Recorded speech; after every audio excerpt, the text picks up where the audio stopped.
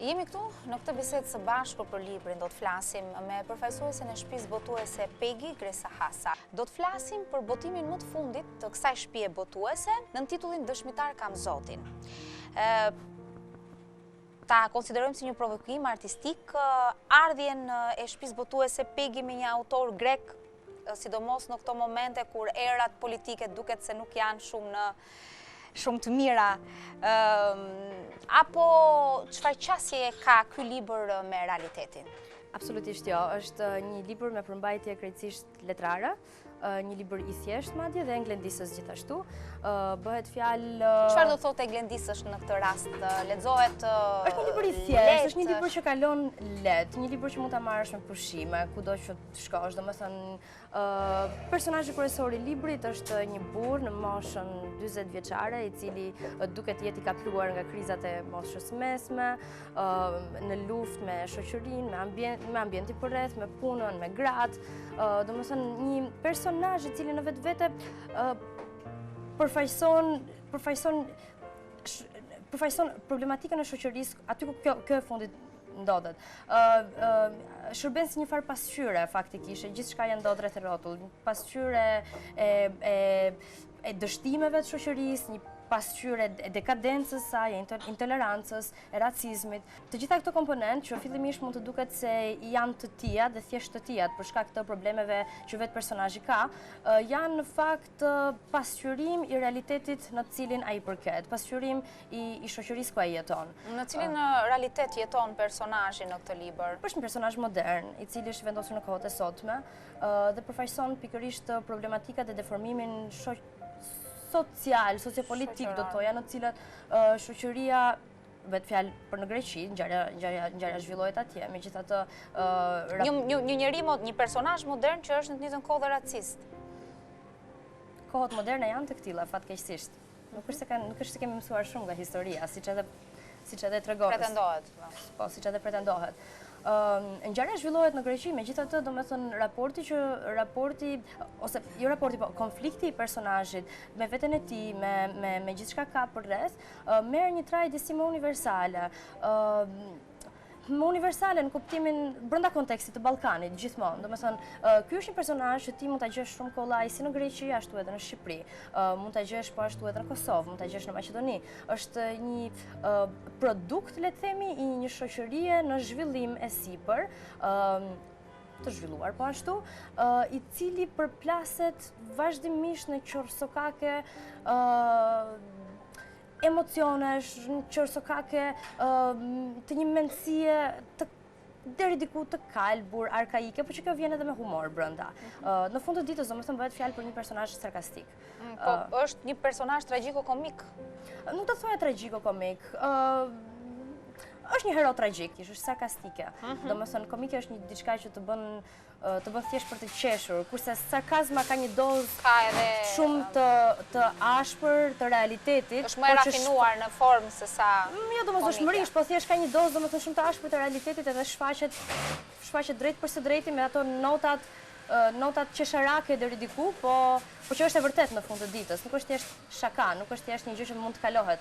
Domethënë, ky është edhe personazhi ynë. Një hero tragjik, një personazh domethënë sarkastik në vetvete, pasqyra që i bëhet shoqërisë në cilën ai jeton, edhe një si farë shpulle, le të themi, që i vjen shuplake që i vjen në shoqërisë përmes personazhit dhe fenomenit që ndjek vetë personazhin apo ngjarjeve. Në fakt, në referencat që gjithmonë shtëpia botuese Pegi në fund të librave të këtill dhe jo vetëm, thuhet pra nga referenca të ndryshme, nga People Magazine për shembull, është një nga romanet më të mira që është botuar në Greqi për shembull. Pavarësisht se është një autor i kohëve të fundit. Libri ka marrë kritika goxha pozitive.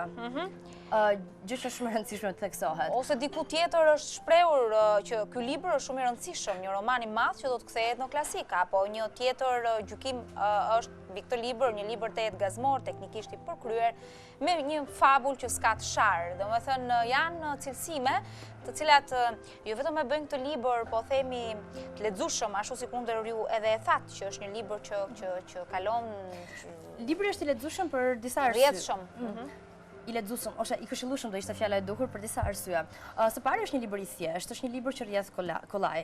Fjalitë e autorit janë të shkurtra, janë të drejtë për drejta, nuk janë të komplikuara, domethënë ai thot atë që dëshiron që ta thot, ashtu siç është drejt për së drejti.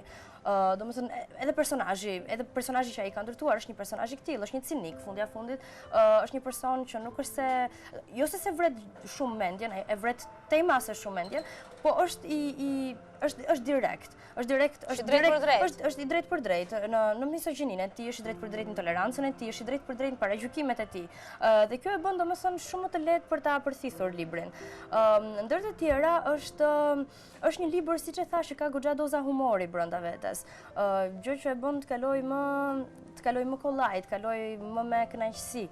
Është një libër më pas ku ti, pavarësisht moshës që mund të kesh, arrin domethënë të identifikohesh me personazhin në momente të caktuara, sepse problemet që shoqërojnë atë nuk janë probleme të lidhura me patjetër thjesht dhe vetëm me moshën e tij, po janë probleme që atij i lindin për shkak se ai jeton në një kontekst të caktuar social, që ka një sër problemesh, qoftë në aspektin ekonomik, qoftë në aspektin politik, qoftë në aspektin dhe më e rëndësishme të marrëdhënieve të njerëzve njëri me tjetrin. Gresa, unë nuk do doja të zbuloja shumë detaje nga ky libër, sepse kjo i mbetet në dorë lexuesit, pastaj ta shuaj kuriozitetin vetë, të jo t'ja tregojmë ne, por gjithsesi unë do doja një fragment që është identifikues për personazhin ose që e karakterizon në një farë mënyre veshjen e tij me vetit apo me karakterin që ka në një farë mënyre. Nuk mendoj që ka vetëm një fragment, po për ta bërë më të kollaj, do më pëlqente që ta nisja me paragrafin e parë fare të librit, sepse mënyra se si është ndërtuar të fut ty krejtësisht brenda kontekstit të romanit.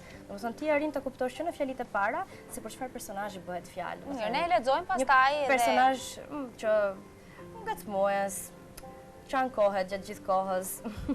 Ne po e shfletojmë si lexues, kështu që je gatshme të lexosh me zë. Patjetër. Jo në zë. Në botë ka 4 lloj punëdhënësish, të suksesshmit, të zhyturit në borxhe, fizevengët dhe të shkalluarit. Mua më ra për pjesë një nga grupi i 4-të.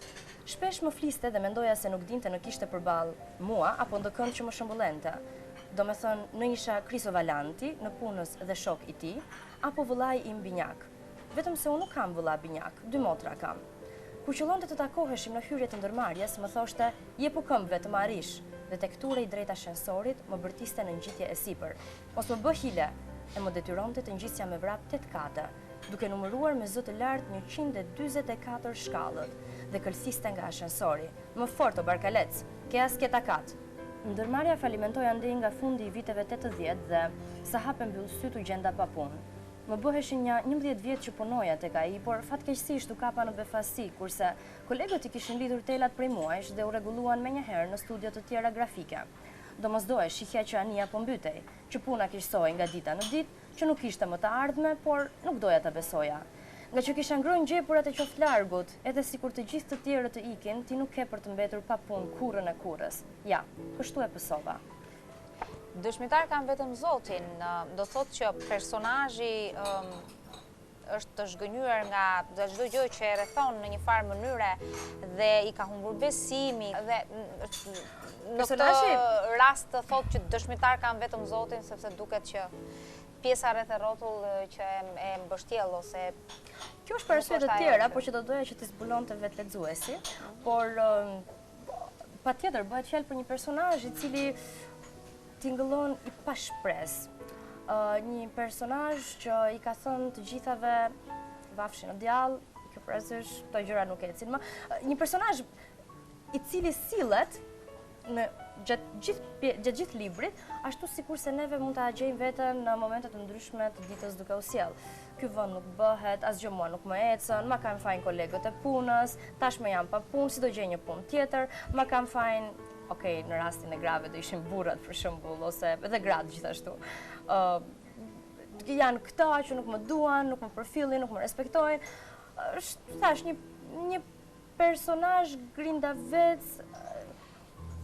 Përkthyer nga Romeo Çollaku, se duhet lexuar ky libër në këto ditë fundit të vitit? Sepse është një libër që shkon për shtat atmosferës së pushimit. Duke qenë se është libër i thjesht, i rrjedhshëm në lexim, është libër i thjesht, i rrjedhshëm, interesant, por të nxit edhe të menduarit. Domethënë, është një libër që ndërkohë që ti je duke e lexuar, ndërkohë që ti mund të jesh duke qeshur ose ndoshta edhe duke u tallur disi me personazhin, të bën që të ndalosh një moment e të thuash prit pak, domethënë, pse ky reagon kështu si reagon, çfarë do të thotë kjo, pse unë për shembull e gjej veten shumë herë duke thënë të njëjtat gjëra ose duke bërë të njëjtat gjëra. Domethënë të krijohet një farë identifikimi me, edhe pse patjetër leximi është personal dhe është i ndryshëm për çdo lloj njeriu, megjithatë në një kontekst domethënë më të përgjithshëm, pikërisht për shkak të shoqërisë për cilën bëhet fjalë, ti domethënë arrin që të identifikohesh ndoshta jo vetëm me personazhin, po me problemet që shoqërojnë atë me shoqërinë në cilën ai jeton.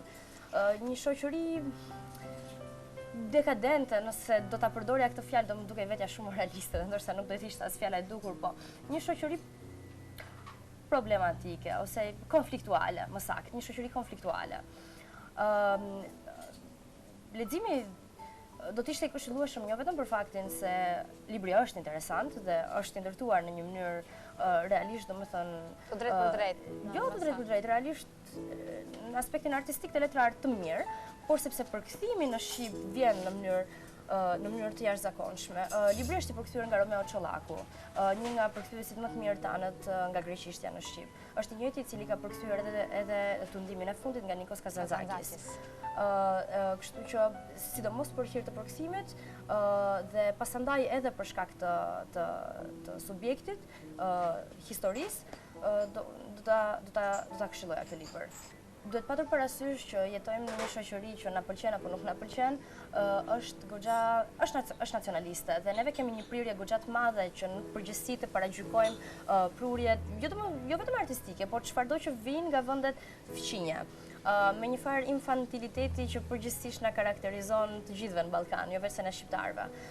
Dhe kur publiku përgjithsisht shikon një autor grek, ka një farë droje, është një autor grek, pse duhet ta marrë një autor grek ta lexoj, pse pikërisht grek. Dhe fokusi përqendrohet tek greku. Prandaj shpreha edhe në krye të Heros, ma është një provokim artistik kjo gjë apo jo? Jo, absolutisht, është thjesht një prurje re artistike.